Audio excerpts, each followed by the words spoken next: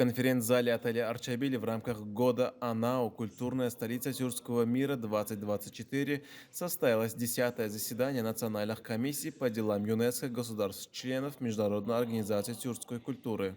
Здесь также была развернута выставка, экспозицию которой составили образцы декоративно-прикладного искусства, традиционных народных ремесел, знаменитые туркменские ковры, национальная одежда и украшения, музыкальные инструменты.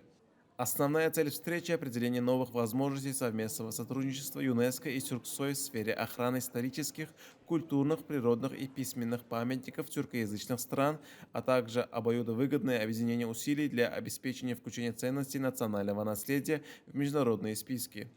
Особый акцент был сделан на ведущейся в Туркменистане большой работе по основательному изучению и популяризации богатейшего национального историко-культурного наследия, очередным подтверждением чему стал факт объявления города Анао культурной столицей тюркского мира в 2024 году.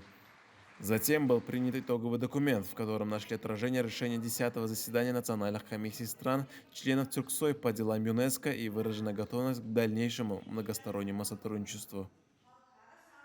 Как вы знаете, 2023 год был объявлен культурной столицей тюркского мира город Шуша в Азербайджане, поэтому конференция проходила там, а вот 10-я конференция проходит в Ашхабаде, и завтра мы посетим прекрасный город Анео, который на 2024 год объявлен культурной столицей тюркского мира. Мы выражаем огромную благодарность туркменской стороны за гостеприимство, за прекрасную организацию мероприятия и желаем вам новых успехов и более плодотворного сотрудничества со всеми странами, членами Тюрксой, национальными комиссиями.